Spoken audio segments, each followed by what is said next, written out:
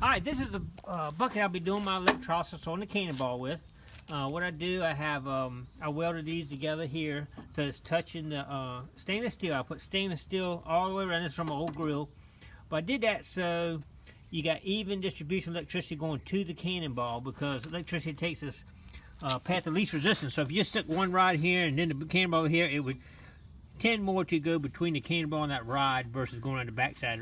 This gives an even distribution of electricity all around it. I also cut this out here.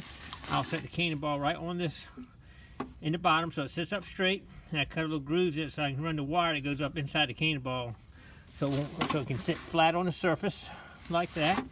And we'll hook the positive to this side and the negative up inside the Cannonball. And then we'll get going, and we'll just have the Cannonball just below the surface with a fuse up top, and we'll get started. All right, let's go ahead and get that Cannonball in the water. Here we go. All right, I'm using a 2 amp trickle charger. We got the positive hooked to the outside of the where we're going to be doing electrolysis, and this is the negative that goes up inside the Cannonball. That will give it a negative charge to give it the electrolysis effect. All right, we'll get the Cannonball in there and we'll see it going. Let's start cooking. All right, I got my old 12-pound Borman cooking. It's been electrolysis now for 24 hours. Now I think it's probably about done. I just want to show you real quick. You notice the fuse is above the water because that's actually made of zinc. And you don't want that, you know, because the electricity will eat that up a lot faster than will the rest of the iron. You can see it bubbling really good down here. I think you can see it. Look at that. It's bubbling up nice. And I think it's about done. So I'm going to cut it off right now. You see I got my positive connected to a stainless steel metal going all the way around, equally around the ball. And I got a negative wire right here, right there, going down inside and going up inside the shell where the hole was drilled to disarm it. So, I think it's about done. So let's go ahead and disconnect the wire power to it. You see that arcing? Look at that little arc. You can see it, it's getting power to it. You can see a little bit there. But anyway, that's how you can kind of tell it's getting in there. And I think it's about done. Let's take her out. Here we go. The water is actually a little bit warm. It should be eating all of that. Look at that. It's looking pretty. It's looking nice. Oh, it's looking nice and dark looking. Look, oh, look at that. You see that?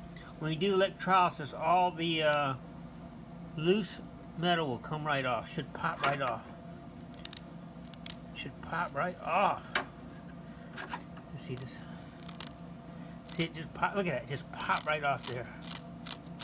It's coming right off all the way around. Nice. It's looking pretty. Look at that, that looks so awesome. I'll kind of just scrape this off just a little bit here. Look at those pieces on my hand.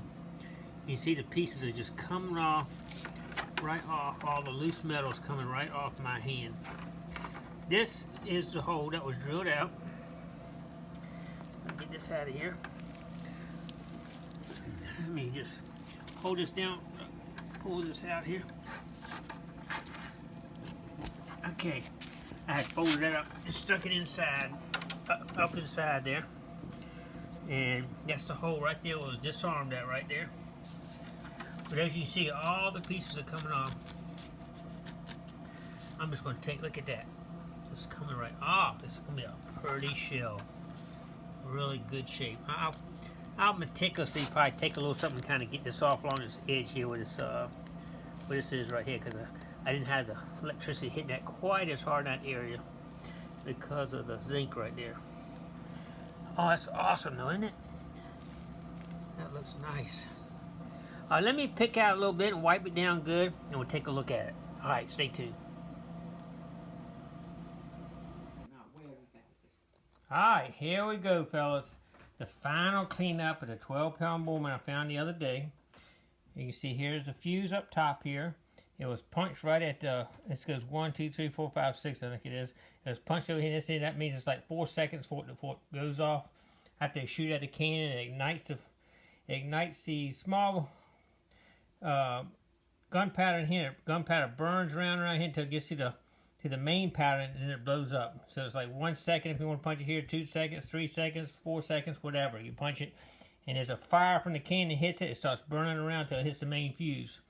Okay, and as you can see, all the iron has come off of it. I mean, all the rust, is off of it now after going through electrolysis. Looks really nice.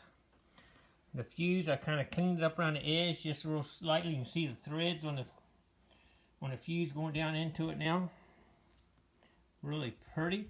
And then on the bottom here, you can actually see where it was drilled out. There we go. Here you can see the hole that was drilled out here, and the guy inserted a high pressure hose in here and cleaned all the powder out from the inside and blew it out from the bottom, which makes it inert. So that's the ticket right there. Isn't that beautiful? Maybe we'll find a lot more this summer, I think. But now I'll let it dry for maybe 24 hours at least. And I got a special coating I put on out in the garage that I got from another guy. Steve Phillips has some videos out there on doing this stuff. He uses a special coat he puts on it, turns black, and it's a rust preventer, so it won't get rust on it again. So it seals it up. So, and Bo Aquachill, he actually puts them in hot wax and does it. And I've done that with some of my relics, but I'm going to try this new formula on this one and see how it works out. Alright, here's my final prep of getting my Cannonball all ready here. It's nice, been cleaned up, all been cleaned out. It's been electrolyzed. Hole's been drilled for the disarmament, so it's ready to get the final coat. And this is what I'm going to use. I'm going to use Gipler's Rust Converter. It actually chemically converts any rust to a non-rusted material there, so if any tiny bits left in here, it'll actually convert that over and it won't be rust anymore. So I'm going to paint that on right now, and you'll see what it looks like as it goes on, and then we'll let it dry and I'll show you the finished product. I put a little bit on it on this little plate so I can get to it, and when it goes on, this is kind of like what it looks like. It's kind of like a whitish, whoa, it's kind of like a white looking stuff here. I'm doing this with one hand here. Try to hold this camera. So anyway, I had to work with me here a little bit. But anyway, I'll go ahead and finish this up all the way around. So you can see that it'll be completely coated.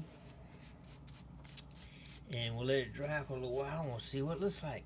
Alright, stay tuned and we'll check it out in just a little bit. Alright, here's the final product. I put 2 coats on it. I let one dry for like 20 minutes, put another coat. And this is still probably got a little bit of drying time left, but look at that. Isn't that beautiful? It's got a nice patina on to me. I like that. I don't think I'm doing anything to the fuse on top or anything, but it's looking pretty. I like it. That's the final product through electrolysis and putting the rust preventer on it. There we go. All right, thanks for watching.